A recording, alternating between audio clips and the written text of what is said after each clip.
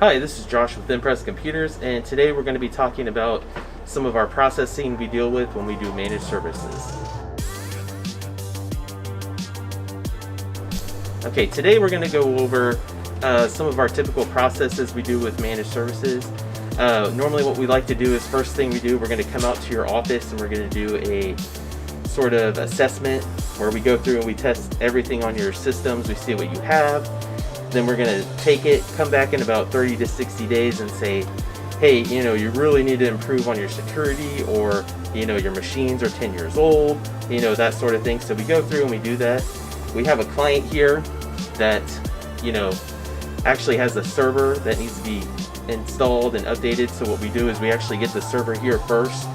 We set it up, we set up the domain, we set up the VPN, we set up all the options on here, and then we take it to the site and set it up with the machines.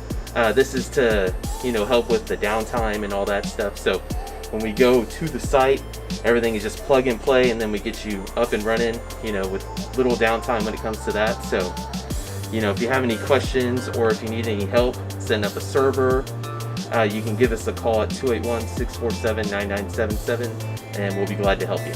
Thank you.